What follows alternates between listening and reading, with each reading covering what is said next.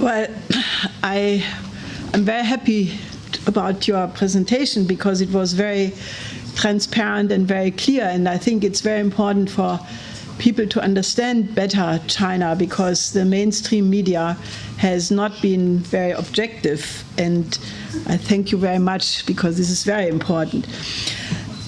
I want to say only briefly that we have a completely changed strategic situation, which most people in Germany are not entirely aware of, since the mass media here tend to be still very much wedded to the old paradigm. And the new paradigm is quickly coming into being, which is influenced by the Belt and Road Initiative in ways which are not immediately recognizable, but there is a long-term wave which has changed the world, especially in the last 4 years, and this dynamic is completely influencing things sort of below the surface, and I explain what I mean by that. Now, this changed strategic situation has very deep implications for Germany, even if Germans are not yet aware of it, but I'm predicting they will be aware of it fairly soon. Now, let me just situate this in the context of the G20, which just occurred, where two events were positive. I mean, everybody is aware of the fact that what happened in Hamburg in the streets was horrible, but there were two excellent developments. One is the, I would say, historic meeting between President Trump and President Putin. This, I think, is potentially a complete breakthrough. It opens the possibility for a new entente, détente, and the reason why it is a big success is because the neoliberal establishment of the transatlantic sector had tried to prevent this in the last 6 months with the so-called Russiagate affair, which in my view had only one aim, namely to prevent President Trump to fulfill his promise that he would improve relations with Russia once elected president. And naturally the accusation that he may have been given the election with Russia collusion was designed to prevent him from realizing that. So in a certain sense, I think the two presidents, Putin and Trump, outfoxed their opposition.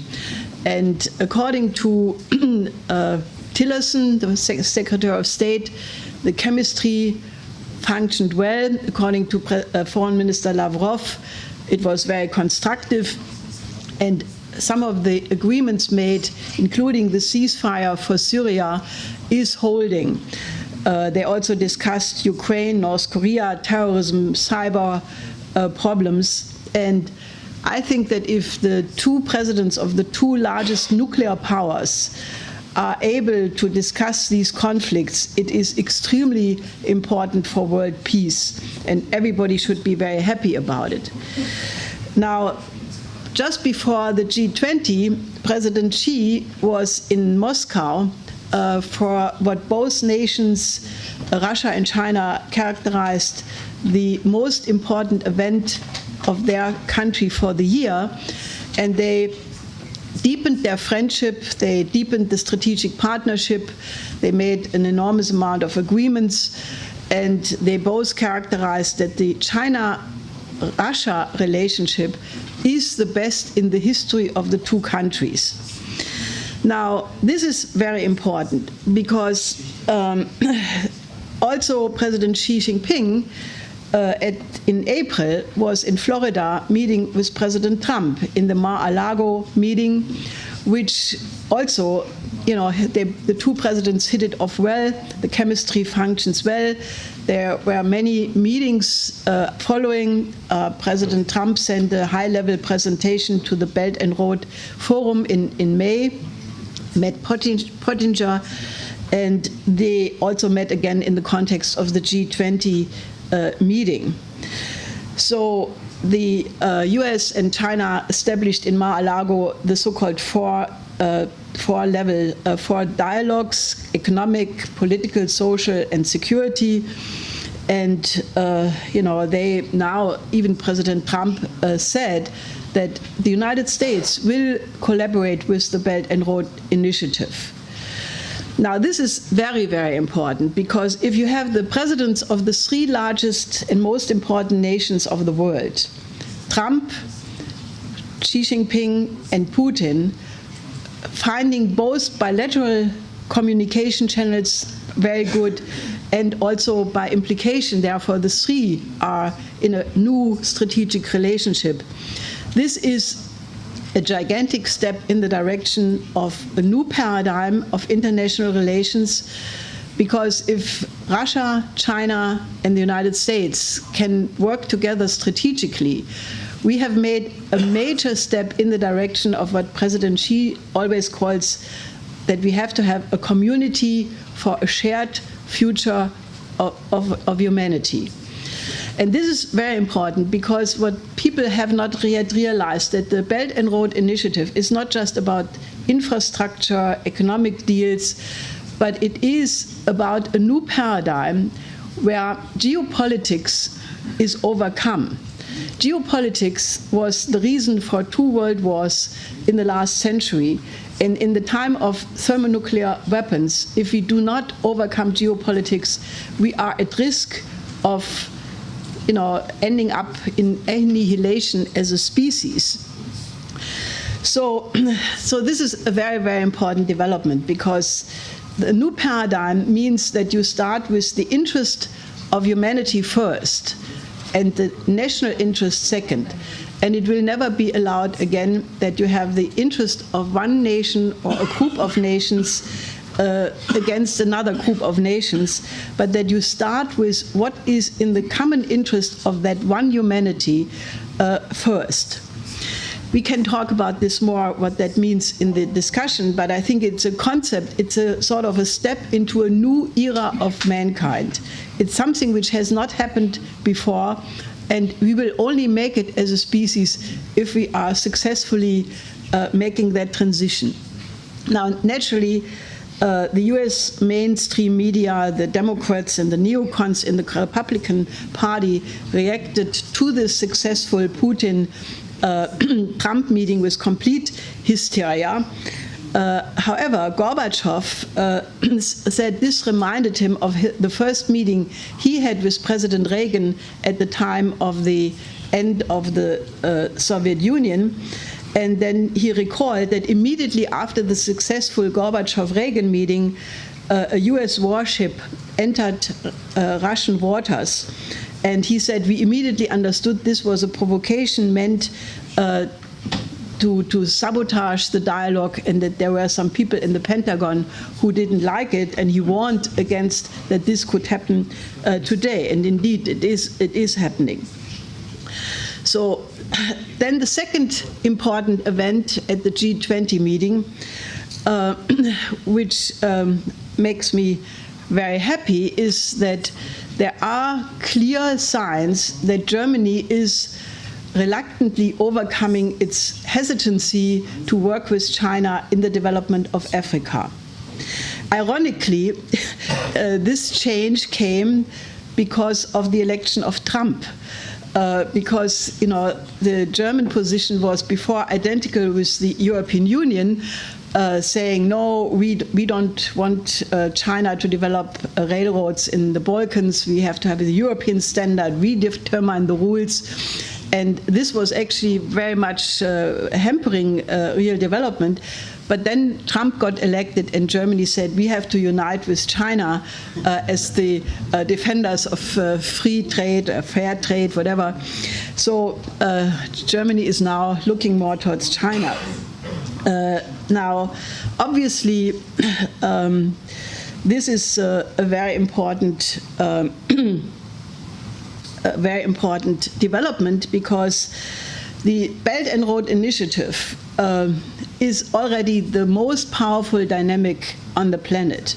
If you read the FAZ or Bild-Zeitung, you may not know it because they don't report about it.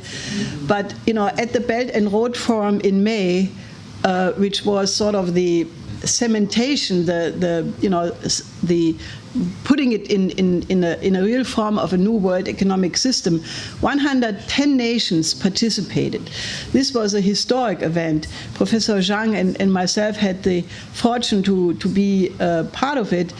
And I must say, I mean, this event where you had 29 state leaders speaking, starting with a fantastic speech by President Xi Jinping, which I advise all of you to listen to if you haven't done it already, followed then by Putin and many other world leaders. People who I spoke with had a similar feeling like I had, that we were participating in the formation of a new phase of history, where conflict is put aside and a win-win cooperation is put instead. And this dynamic is gigantic. There are already 6 major economic corridors being built. It reaches into Latin America. All kinds of international organizations are sort of integrating, like the Belt and Road Initiative, the Eurasian Economic Union, ASEAN, the 16+1 organization of Central and East European states, but also countries like Italy, Portugal, Spain, France want to cooperate, even Switzerland and Austria. So it has a dynamic which is already overwhelming. And what China has done in Africa is absolutely breathtaking. Now, China has built major rail lines already from Djibouti to Addis Abeba, from Tanzania to Kenya, which eventually will go up to Rwanda. It's building railways in Nigeria. It is now looking together with Italy in the largest infrastructure project ever, the Trans-Aqua project, which will bring water from the tributaries of the Congo River in the 500-meter height.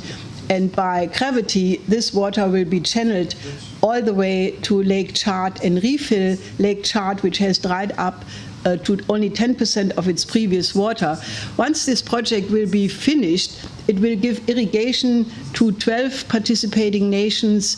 It will give them inland ship travel, and naturally, it will completely transform the African nation. Already now, I think China has created 300,000 jobs for Africans. It deploys about 90% of Africans in all enterprises, contrary to the Western propaganda, which says that Chinese only employ Chinese people. It's involved in major training programs, and naturally dams, hydropower, agricultural projects, industrial parks. China already has built 10 industrial parks in African countries. And this has led to a completely changed situation. Africans are now very self-confident, and they say, we no longer want to hear Sunday sermons by Europeans on good governance and then have no investment. We want to have investment on an equal level. We want to be treated as business partners and not as beggars. And that changed attitude of the Africans, I think, helped to change the view of German institutions that, if Germany does not join China in Africa, they will be on the sidelines and, fossil of past history. And actually, the other very strong incentive is the new eruption of the refugee crisis, where, according to Professor Zappelli, last week, in 3 days alone, 50,000 people arrived from Libya in Italy. And then when Italy requested the support of Spain and France, the other Mediterranean countries, that they should take some of these boats, they refused it. So the crisis in the European Union has erupted again in the same way. So I think that this is a completely changed dynamic. And, you know, remember that the AIIB and the New Development Bank of the BRICS and the New Silk Road Fund, the Maritime Silk Road Fund, the Shanghai Cooperation Bank, all of these financial institutions were created because there was a lack of financing of infrastructure in the past decades. The IMF did not provide credits. The World Bank, very minimal with bad conditions. So now has emerged a completely different financial system, which is indeed following the same principle like what Professor Zhang said for China, namely to look for the overcoming of poverty, to increase the living standard. And naturally, you know, if you have the choice to either join a military alliance and be a aircraft carrier in the South China Sea for the United States, or if you can join the win-win cooperation with China and have economic development yourself, I mean, it's obvious which is the more attractive model. And this is actually a dynamic which is already much further away than people here realize. Now, for all the people who are anti-Trump and are determined, you know, that this is the most evil, well, I agree with President Putin, who after his first encounter with Trump said that he is very different than the media portray him. And that is what I have heard from many other people who actually spoke personally with President Trump. He is not what the Western media portray him as, because what he said is he wants to stop intervention wars.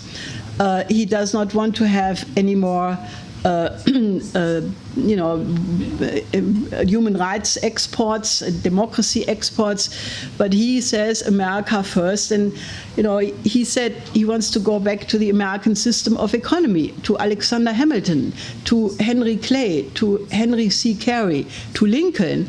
And if you look at the China model, I have made the point repeatedly that the China model is much closer to the original American system of economy than people think, because all the banking systems of China are really much more like the Hamiltonian, or you can also say, you know, in the direction of Friedrich List, the German economist, who, by the way, is the most famous economist in China today. So I think that the possibility to move the world in a completely different direction has never been so positive like now. And, you know, the reason that I'm optimistic about Germany, and I'm known to be a critic of German politics very much, so I don't say it lightly, but the fact that Mrs. Merkel and President Xi Jinping agreed that there will be a German-Chinese cooperation to build a hydropower station complex in Angola together, and that they both said that this will be the model for future German-Chinese cooperation in the development of Africa, makes me very optimistic.